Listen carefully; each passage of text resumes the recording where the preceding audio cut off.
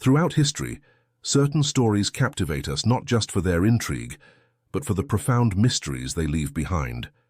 Tales of explorers vanishing into thin air, entire communities disappearing without a trace, and figures of prominence simply ceasing to exist. These are the enigmas that challenge our understanding of the world, fueling endless speculation and inspiring countless searches for the truth. Today we invite you on a journey through time and mystery as we delve into 10 of the most infamous disappearances in history. Each story is a puzzle piece in the grand tapestry of the unknown, a fragment that continues to elude complete understanding. From the daring aviator who vanished over the Pacific to the lost colony that left behind only cryptic clues, these accounts remind us of the enduring allure of the unexplained. So settle in, open your minds, and let's explore these captivating stories that have puzzled historians, baffled investigators, and fascinated people around the globe for generations. Let's begin our journey with number 1 on our list, Amelia Earhart, the vanishing aviatrix. Amelia Earhart was more than just a pilot. She was an icon of courage, a trailblazer who pushed the boundaries of what was possible in aviation and for women. Born on July 24, 1897 in Atchison, Kansas, Amelia grew up with an adventurous spirit, often defying traditional gender roles of her time. Her first experience with flight came in 1920, when she took a 10-minute ride that would change her life forever. "As soon as we left the ground," she said, "I knew I myself had to fly." By 1932, Amelia had become the first woman to fly solo across the Atlantic Ocean, a feat that catapulted her to international fame. She became a symbol of the modern woman, independent, ambitious, and fearless. Her achievements were not just personal milestones, but also significant steps forward for women in fields dominated by men.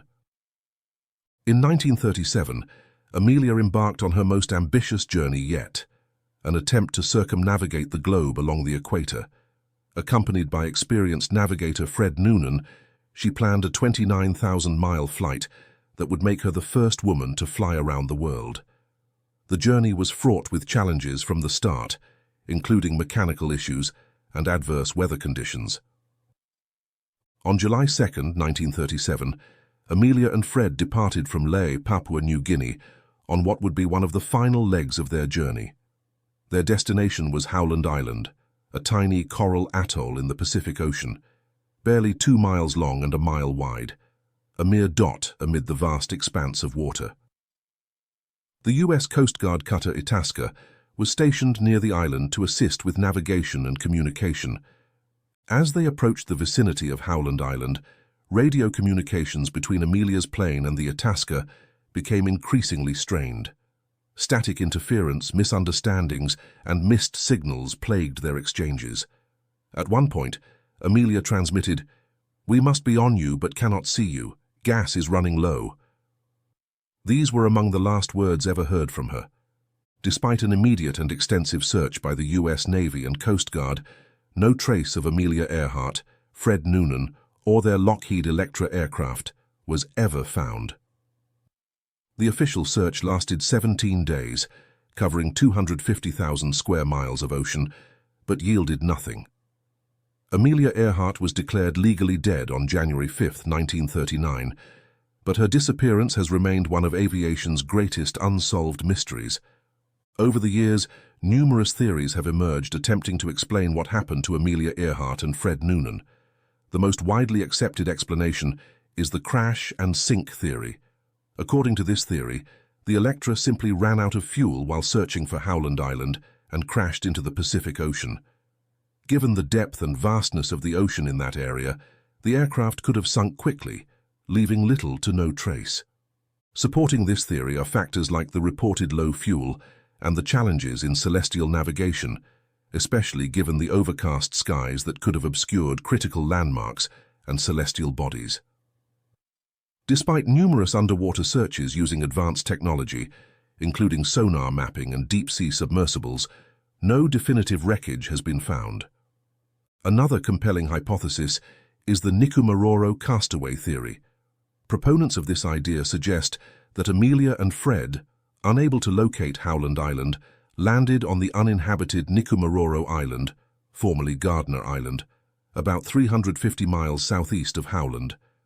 Investigations by the International Group for Historic Aircraft Recovery, TIGHAR, have uncovered artifacts on Nikumaroro, such as pieces of aircraft aluminum, a woman's shoe, and improvised tools, which they argue could be linked to Earhart and Noonan. Additionally, there are accounts of radio distress calls picked up by amateur operators that may have originated from the island. A more controversial theory is the Japanese capture hypothesis. This posits that Amelia and Fred, off course and low on fuel, landed in the Marshall Islands, which were under Japanese control at the time. According to this theory, they were captured by Japanese forces and either executed as spies or died in captivity.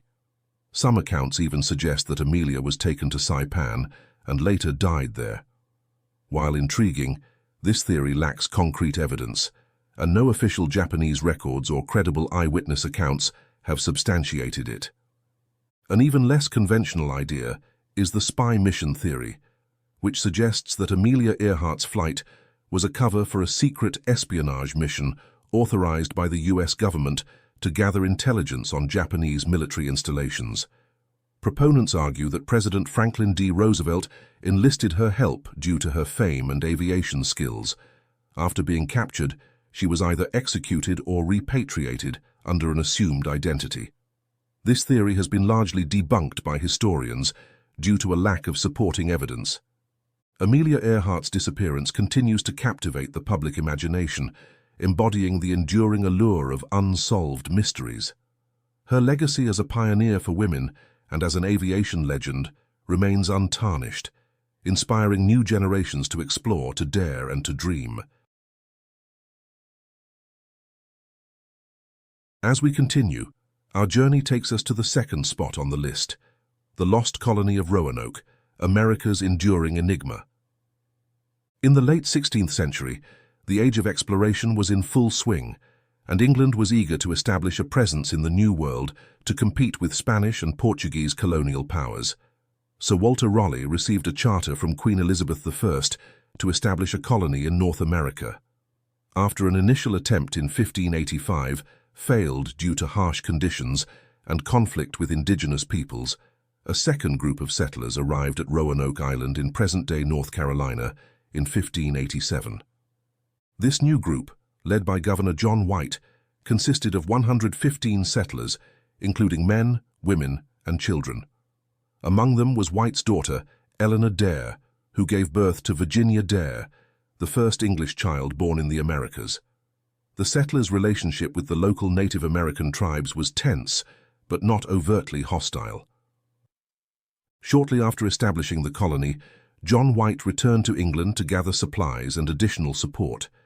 His return was delayed by 3 years due to England's war with Spain, which culminated in the defeat of the Spanish Armada. When White finally managed to return to Roanoke in August 1590, he found the settlement deserted. There were no signs of struggle or battle. The houses had been dismantled rather than destroyed, suggesting an orderly departure. The only clues left behind were the word Croatoan, carved into a fort's palisade, and the letters CRO etched into a nearby tree. There was no cross or sign indicating distress, which was the agreed-upon signal if the colonists were forced to leave under duress. White interpreted the carvings to mean that the colonists had moved to Croatoan Island, now Hatteras Island, home to a friendly tribe of the same name. Bad weather and damaged ships prevented White from conducting a thorough search for the colonists. Heartbroken and frustrated, he returned to England, never to see his family again. The fate of the Roanoke colonists has since become one of America's oldest and most enduring mysteries. One of the most plausible explanations is that the colonists assimilated with local Native American tribes, particularly the Croatoan or Hatteras tribes. This assimilation theory is supported by later accounts from European settlers who reported encountering Native Americans with European features, speaking English, and practicing Christianity. Archaeological findings, such as European artifacts in Native American sites, lend some credibility to this idea. Another theory suggests that the colonists attempted to relocate inland toward the Chesapeake Bay area, where they had initially intended to settle. This relocation theory posits that they either perished during the journey due to harsh conditions or were absorbed into other tribes along the way. The lack of supplies, coupled with strained relations with some indigenous groups, could have made survival difficult. A darker possibility is the massacre theory, which suggests that the colonists were killed by hostile tribes, such as the Powhatan Confederacy. Chief Powhatan reportedly told Captain John Smith, founder of the Jamestown colony, that he had ordered the execution of the Roanoke settlers because they were living with a rival tribe. However, this account is based on second-hand reports and remains unverified. There is also the Spanish attack theory, which proposes that Spanish forces destroyed the colony. During this period, England and Spain were at war, and the Spanish had settlements in Florida and the Caribbean. However, there is no historical record of such an attack, and it seems unlikely given the distance and lack of strategic value of Roanoke Island. More speculative theories include the idea of supernatural intervention or even alien abduction, but these are largely the stuff of legend and not supported by any evidence. The mystery of the lost colony of Roanoke continues to fascinate historians, archaeologists, and the general public. Despite numerous excavations and research initiatives, no definitive answer has been found. The story serves as a poignant reminder of the challenges faced by early settlers and the complexities of cultural interactions in the New World. Continuing to number 3, we find D.B. Cooper, the Phantom Hijacker. On the afternoon of November 24, 1971, a nondescript man in his mid-40s approached the Northwest Orient Airlines counter at Portland International Airport. He purchased a one-way ticket to Seattle under the name Dan Cooper, a name that would soon become infamous. Dressed in a business suit with a black tie and carrying a black attaché case, he blended seamlessly with other travelers. After boarding Flight 305, a Boeing 727, Cooper took seat 18C. Shortly after takeoff, he handed a note to flight attendant Florence Schaffner. Assuming it was a lonely businessman's phone number, she slipped it into her pocket without reading it. Cooper leaned toward her and whispered, "Miss, you'd better look at that note. I have a bomb." The note stated that he had a bomb in his briefcase and instructed her to sit beside him. Opening the case slightly, he revealed a glimpse of red cylinders and wires. He demanded $200,000 in unmarked $20 bills, 4 parachutes, 2 primary and 2 reserve, and a fuel truck standing by in Seattle to refuel the aircraft upon arrival. The pilot notified air traffic control, and the airline agreed to comply with Cooper's demands. The other passengers were told that their arrival in Seattle would be delayed due to a minor mechanical issue. Upon landing, Cooper allowed all passengers and some of the crew to disembark in exchange for the money and parachutes. With his demands met, Cooper ordered the plane to take off again, heading south toward Mexico City. He specified a flight altitude of 10,000 feet and a speed of no more than 200 knots, conditions typical for parachute jumps. Somewhere between Seattle and Reno, approximately 30 minutes after takeoff, Cooper lowered the rear stairs and parachuted into the night, disappearing into the dense forests of the Pacific Northwest. Despite a massive manhunt involving FBI agents, local law enforcement and military personnel, no trace of Cooper was found. The search area was vast and rugged, complicating efforts. The serial numbers of the ransom money were recorded, but none of the bills surfaced in circulation, further deepening the mystery. One prevalent theory is that D.B. Cooper did not survive the jump. The fatal jump theory points to the inclement weather conditions, including heavy rain and strong winds, as well as the fact that Cooper jumped into a densely forested area at night. He wore only a business suit and loafers, unsuitable for wilderness survival. Additionally, he chose a non-steerable military-style parachute, which would have made controlling his descent nearly impossible. In support of this theory, in 1980, an 8-year-old boy named Brian Ingram found $5,800 in decaying $20 bills along the banks of the Columbia River, near Vancouver, Washington. The serial numbers matched those from the ransom money.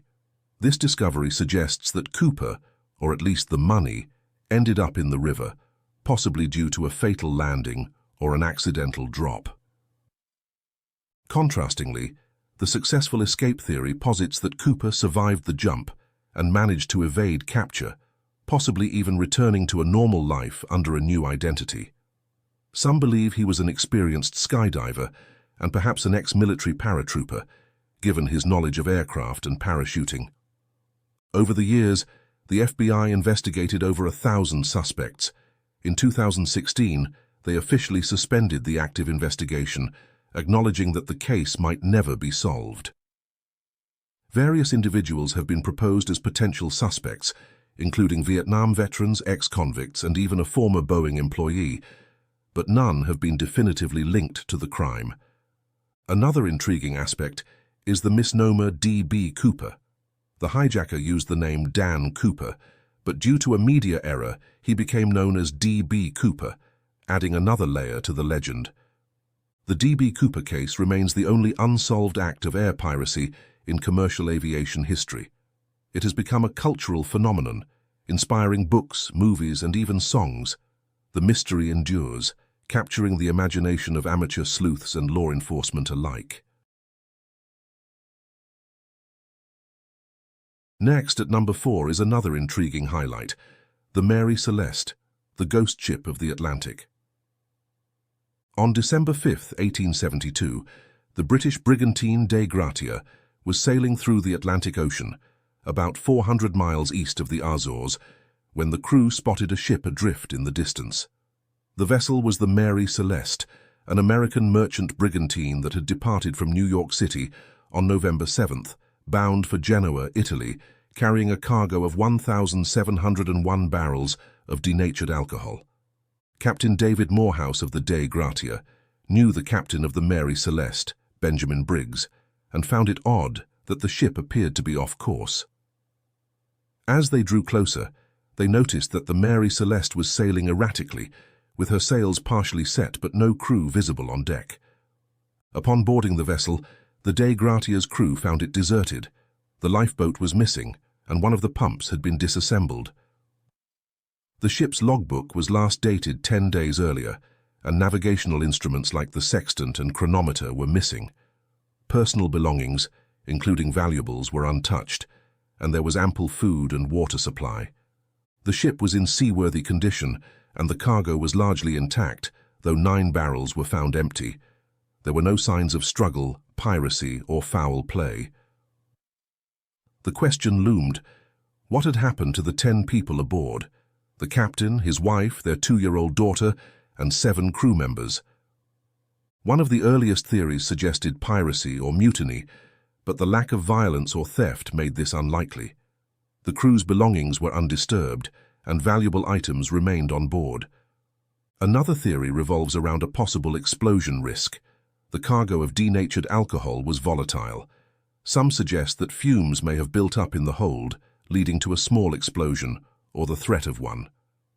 Evidence supporting this includes the 9 empty barrels, possibly due to leakage. Fearing a catastrophic explosion, the crew might have temporarily abandoned ship in the lifeboat, intending to trail behind until the danger passed. Unfortunately, they may have been unable to return due to a sudden change in weather or sea conditions. The waterspout theory proposes that a sudden weather phenomenon, such as a waterspout, a tornado over water, could have created enough chaos to compel the crew to abandon ship. However, this doesn't explain why the ship remained in good condition. Some have suggested the possibility of a submarine earthquake causing confusion and panic. An underwater quake could have produced violent seas, leading the crew to believe the ship was in imminent danger. More imaginative explanations include supernatural intervention. Tales of ghost ships and sea monsters were popular at the time, adding to the lore surrounding the Mary Celeste. While entertaining, these theories lack any factual basis. In recent years, researchers have proposed a combination of factors. One hypothesis suggests that faulty instruments might have led Captain Briggs to believe they were closer to land than they were.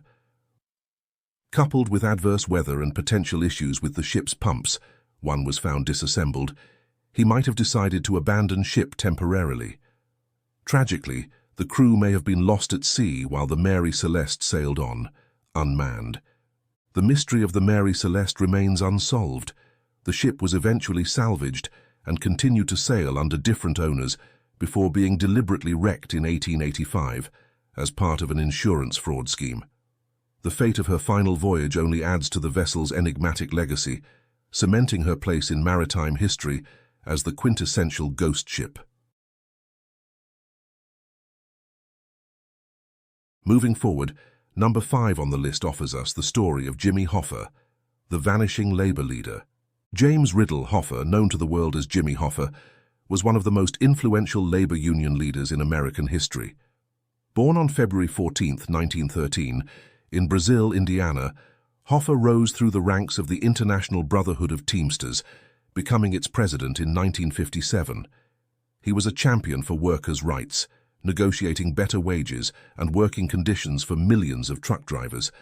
However, Hoffa's career was marred by allegations of corruption and ties to organized crime. He was convicted of jury tampering, fraud, and conspiracy in 1964 and sentenced to 13 years in prison. After serving nearly 5 years, President Richard Nixon commuted his sentence in 1971 on the condition that he not engage in union activities until 1980. Defiant, Hoffa sought to regain control of the Teamsters, which put him at odds with both the union leadership and organized crime figures who had gained influence in his absence. On July 30, 1975, Hoffa was scheduled to meet with Anthony Tony Jack Giacalone, a Detroit mobster, and Anthony Tony Pro Provenzano, a New Jersey Teamsters official with mafia ties, at the Machus Red Fox restaurant in Bloomfield Township, Michigan. Hoffa arrived at the restaurant around 2 p.m. Witnesses reported seeing him pacing the parking lot, appearing agitated. By 2:45 p.m., he had made a call from a nearby payphone, complaining that his contacts were late. That was the last confirmed sighting of Jimmy Hoffa. When he failed to return home, his wife reported him missing. His car, a green Pontiac Granville, was found unlocked in the restaurant's parking lot the next morning. Despite extensive investigations involving the FBI, local police, and media scrutiny, no concrete evidence emerged regarding his fate. The most widely accepted theory is that Hoffa was murdered by the mafia to prevent him from reclaiming power within the Teamsters and potentially exposing their infiltration of the union. The mob hit theory suggests that Hoffa was lured to the meeting under false pretenses and killed shortly after. Several mob figures have been implicated over the years.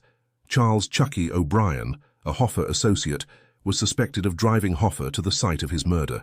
Salvatore Sally Bugs Briguglio, known for his violent methods, has also been named as a possible assassin.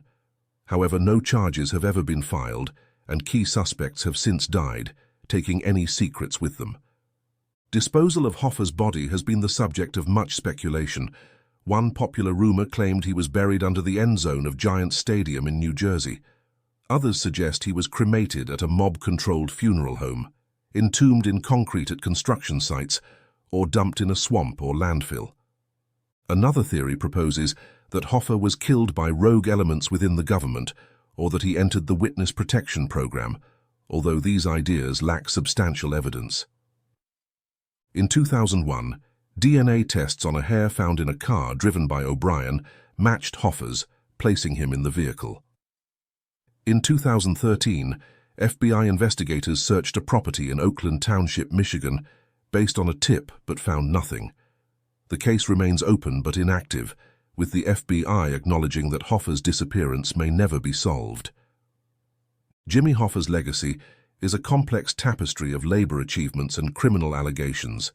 His disappearance has become a cultural touchstone, symbolizing the murky intersections between organized labor, organized crime, and political power in mid-20th century America. At number 6, we start the second half of our exploration, with Harold Holt, the Prime Minister who vanished. Harold Holt, the 17th Prime Minister of Australia, was a charismatic and energetic leader known for his progressive policies and support for the U.S. alliance during the Vietnam War. Born on August 5, 1908 in Sydney, Holt entered politics in his 20s and rose through the ranks of the Liberal Party. He became Prime Minister in January 1966, succeeding Sir Robert Menzies. Holt's tenure was marked by significant reforms, including the introduction of decimal currency and the dismantling of the White Australia policy, paving the way for a more multicultural society. He was also an avid outdoorsman, passionate about swimming, spearfishing and surfing. On December 17, 1967, Holt and a group of friends travelled to Cheviot Beach near Portsea, Victoria, a location he knew well. Despite warnings about the rough surf and strong currents, Holt decided to go for a swim around noon. Witnesses reported seeing him wade into the water and then suddenly disappear beneath the waves. Immediate attempts to locate him were unsuccessful. A massive search operation ensued, involving the Navy, Air Force, Army, police and civilian volunteers. Divers scoured the seabed, helicopters surveyed from above, and shoreline searches were conducted, but no trace of Holt was ever found. His disappearance sent shockwaves through Australia and the international community.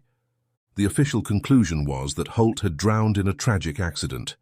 The accidental drowning theory points to the dangerous conditions at Cheviot Beach that day: strong rip currents, high waves and turbulent waters. Holt was known to have a shoulder injury and was reportedly fatigued, which may have impaired his ability to swim against the currents. However, the lack of a body and the suddenness of his disappearance led to alternative theories. One such idea is the suicide theory, suggesting that Holt was under immense personal and political pressure, possibly exacerbated by health issues and rumors of extramarital affairs. Close friends and family, however, refuted this notion, insisting that Holt was optimistic about his future plans. A more sensational hypothesis is the Chinese submarine theory, which posits that Holt was a spy for China and was picked up by a waiting submarine. This theory was popularized by British author Anthony Gray in his 1983 book The Prime Minister Was a Spy. The Australian government and Holt's family dismissed the claim as absurd, and no evidence has ever supported it. Another speculative idea is the abduction theory, involving foreign agents or covert operations, but these lack credibility and are generally considered conspiracy theories. Harold Holt's disappearance remains unique, as he is one of the few serving heads of government to vanish without a trace. In his memory, the Harold Holt Memorial Swimming Centre was opened in Melbourne, a somewhat ironic tribute given the circumstances. His disappearance prompted changes in Australian protocols regarding the security of political leaders. The mystery surrounding Holt's fate continues to intrigue Australians, serving as a reminder of the unpredictability of life and the ocean's formidable power. From number 6 to 7 on our list, the mysteries only grows. We will now embark on the story of The Sodder Children, a Christmas Eve mystery. On the night of December 24, 1945, the Sodder family home in Fayetteville, West Virginia, was filled with holiday cheer. George and Jenny Sodder, Italian immigrants, lived there with 9 of their 10 children. As the evening wound down, 5 of the children, Maurice 14, Martha 12, Louis 9, Jenny 8, and Betty 5, asked to stay up late to play with toys they had received. Their parents agreed, reminding them to perform their evening chores before bed. Around 1 a.m., Jenny Sodder awoke to the smell of smoke. She discovered that the house was on fire, originating from George's office. She quickly woke her husband and the children sleeping upstairs. George, Jenny, and 4 of the children, Sylvia 3, John 23, Marion 17, and George Jr. 16, escaped. The other 5 children were presumed to be trapped upstairs. Frantic efforts to rescue them were thwarted. The ladder, usually propped against the house, was missing. George attempted to use his trucks to climb to the upstairs window, but neither would start despite having worked the day before. Neighbors called the fire department, but due to a shortage of manpower and confusion over the location, firefighters didn't arrive until 8 a.m., long after the house had been reduced to ashes. After the fire was extinguished, a search for the children's remains began but yielded nothing. The chief of the fire department suggested that the fire had been hot enough to cremate the bodies completely. However, experts later disputed this, stating that even in extreme temperatures, some bone fragments would remain. The Sodders began to suspect that their children had survived. Strange occurrences both before and after the fire fueled their suspicions. A few months prior, a life insurance salesman had threatened George, saying that his house would go up in smoke and his children would be destroyed due to his outspoken criticism of Italian dictator Benito Mussolini. On the night of the fire, Jenny received a strange phone call around 12:30 a.m. from a woman asking for someone unknown to the family, accompanied by laughter and clinking glasses. Additionally, a neighbor reported seeing a man stealing a block and tackle from the Sodder property around the time of the fire. In the days following, the family found a hard rubber object in the yard, which George believed was a napalm pineapple bomb. Witnesses claimed to have seen the missing children in a car, driving away from the scene during the fire and later in various locations, including a hotel in Charleston, West Virginia. Believing that their children had been kidnapped, the Sodders hired private investigators and plastered billboards with their photographs, offering a reward for information. In 1968, Jenny received a photograph in the mail of a young man resembling their son Louis, along with a cryptic note. Despite submitting the evidence to the FBI, no breakthroughs were made. Some speculate that the children were victims of human trafficking or abduction orchestrated by individuals angered by George's political views. The missing ladder and disabled trucks suggest premeditation. Others propose that the fire was a cover-up to conceal the kidnapping. The official cause of the fire was faulty wiring, but the Sodders contested this, noting that their Christmas lights remained on during the early stages of the fire, indicating that the electrical system was functioning. Jenny Sodder wore black mourning clothes for the rest of her life, and the family maintained the billboards until the late 1980s. The fate of the Sodder children remains an enduring mystery, a haunting tale of loss, hope, and unanswered questions. At number 8, we uncover another fascinating story, the story of the Beaumont children, a nation's nightmare. On a warm summer day, January 26, 1966, 3 siblings, Jane, 9 years old, Anna, 7 years old, and Grant Beaumont, 4 years old, set off from their home in Adelaide, Australia, to spend the day at Glenelg Beach, a popular local destination. Their mother, Nancy Beaumont, allowed them to make the 5-minute bus journey alone, a common practice at the time in the safe suburban community. The children were expected to return home by noon, but didn't arrive. Initially unconcerned, Nancy assumed they had lost track of time. As hours passed without any sign of them, concern turned to alarm. By evening, the Beaumonts contacted the police, and a massive search operation was launched. Witnesses reported seeing the children at the beach in the company of a tall, blond man, estimated to be in his mid-30s. They appeared relaxed and playful, suggesting they may have met him before. A local shopkeeper recalled Jane purchasing pastries with a £1 note, an amount of money their parents hadn't given them, indicating that the man might have provided it. Despite extensive searches, media appeals, and numerous reported sightings, no trace of the Beaumont children was ever found. Their disappearance stunned Australia, shattering the nation's sense of security. The leading theory is that the children were abducted by a stranger, possibly the man seen with them at the beach. The abduction by a stranger theory suggests that the man groomed the children over previous encounters, gaining their trust. His identity remains unknown despite numerous leads and a widely circulated composite sketch. Over the years, several suspects have emerged. Bevan Spencer von Einem, a convicted child murderer, was considered a person of interest due to similarities in modus operandi, but no concrete evidence linked him to the case. Another suspect was Arthur Stanley Brown, charged with the murders of 2 children in 1970, but again, connections to the Beaumont case were speculative. In 2013, excavation was conducted at a factory in North Plimpton, following claims that the children were buried there in 1966. The search yielded no results. Similarly, in 2018, authorities investigated new leads suggesting a possible burial site, but nothing conclusive was found. Some theories propose that the children were taken by someone unable to have their own children, raising them under new identities. This concealment and new identities theory is difficult to substantiate, especially given the passage of time and lack of supporting evidence. Psychic involvement, while not considered credible by law enforcement, played a role in public interest. Dutch clairvoyant Gerard Croiset claimed to have visions of the children's location, prompting searches that ultimately led nowhere.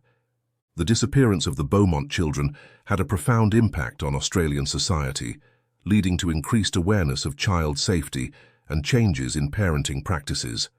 The case remains open, and the South Australian Police continue to urge anyone with information to come forward.